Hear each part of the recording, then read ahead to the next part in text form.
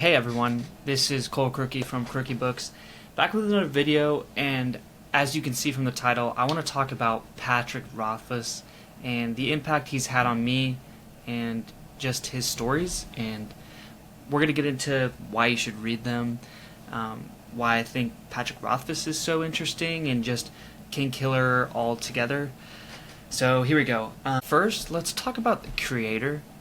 So he went through 15 years of writing and edits for this book. Just think about that. Let me just sit with that. Like, this guy has a lot in his head, and he there's a lot he wants to share.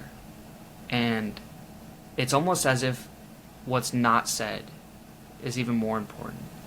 But wow, like, I constantly think of this story because of how planned out and organized and how the plots thread all together, and wow, it's awesome. He's been reading fantasy stories since he's 8 years old. Think about that. So he would wake up and read a new fantasy book every day. If you guys want to see that interview, it's on YouTube. Just search up Patrick Rothfuss talks about Name of the Wind. It'll be probably the first one that comes up. But yeah, he read fantasy stories since he was 8, and he wanted something unique. And I think he did create something very unique in his writing. He spent 8 years getting his doctorate degree. He studied psychology, chemical engineering, and anthropology, among other things. I know there's probably more stuff, but to me, why that's important is he was a learner.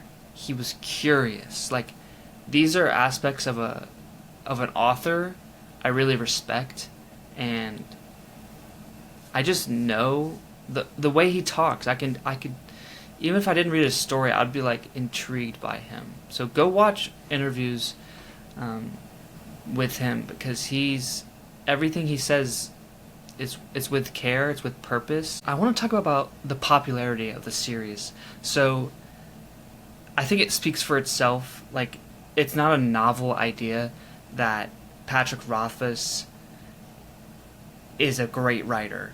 His prose are amazing. Evidence of that is he sold 10 million copies of all his books, which is actually insane. Another cool aspect of Patrick Rothfuss's community is the fan theories. If you go to his Reddit, or not his Reddit, if you go to Kingkiller Reddit, there is like a million fan theories of either what's going to happen in book 3, or, what does this mean from book 1 and 2.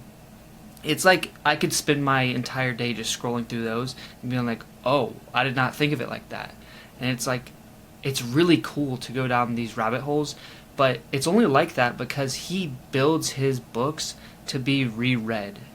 I want to say that again because I watched an interview of him talking about Name of the Wind, and he verbatim said, these books are meant to be reread, and you find so much stuff, context for book 2, The Wise Man's Fear, when you read Name of the Wind, and there's some stuff that is explained in Wise Man's Fear that'll give you context for Name of the Wind, so on and so forth, and it is amazing. So the reread ability is off the charts, and that's one of the things I love about these books. And you might be asking, have you reread the books? I've only reread Name of the Wind. So this, I cannot really comment on. I just know they're meant to be reread. And even doing my one reread of Name of the Wind, I could already tell I was getting so much out of it. Like, I still love going back to this story. And I can't wait till I go to Wise Man's Fear again, because I read The Wise Man's Fear in it was like a week. And it's like 1,000 pages. And for me, that's really fast. And God, I really enjoyed it. Alright, now on to really just what does Pat do uniquely, and what does he do well? Because we can say prose all day, but I want to tell you guys what I think differentiates Pat Rothfuss's writing and his series among other fantasy authors of today. So first would be myth and legend. If you like deep lore that's been thought about for a while, he's been thinking of this series for, I think it was 15 years before he created Name of the Wind. Throughout his process of planning, writing, editing, because he edits like crazy. I mean, I think that's known now. I mean, he edits like crazy to make sure that he gets the final product that he loves.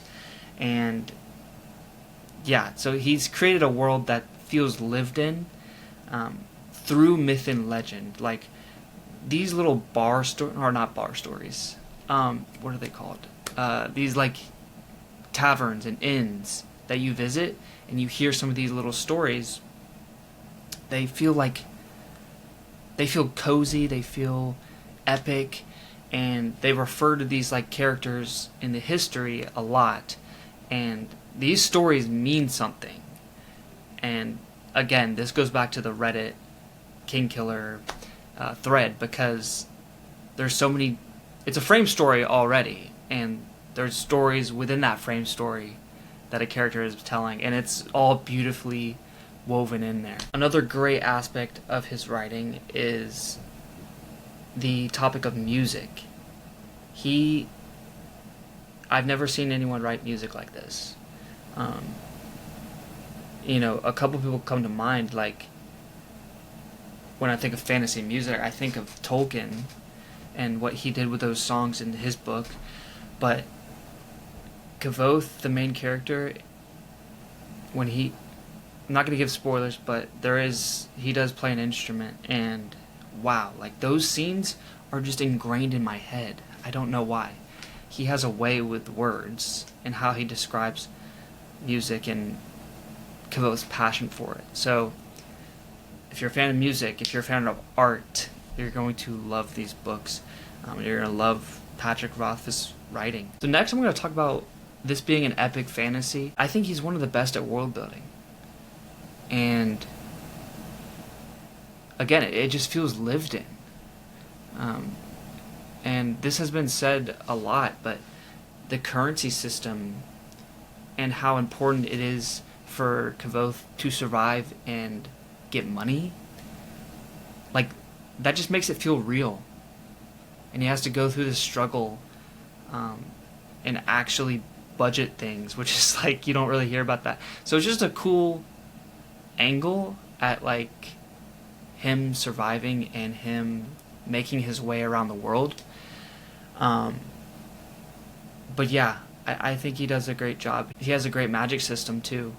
The magic system, there's a hard magic system where he explains the way it's used. It's called sympathy, and it's very specific. If you like a Brandon Sanderson magic system, like I think this is a good version of it.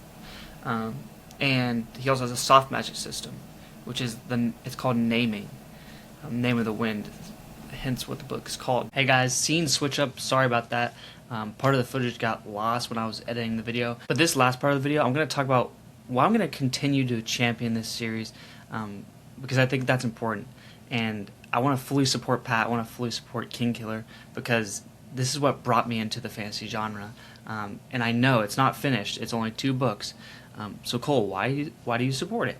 And I think the reason for me is I'm not going to rob somebody of 2 great masterpieces just because there's not a third one. And it's okay if you don't want to read it simply because it's incomplete. That's totally okay. But I'm going to keep recommending it because, gosh, it changed my reading career. And now I just love fantasy reading because of his work. Thanks for joining me on this talk about Patrick Rothfuss and Kingkiller. Hope you guys enjoyed. I'll see you in the next one.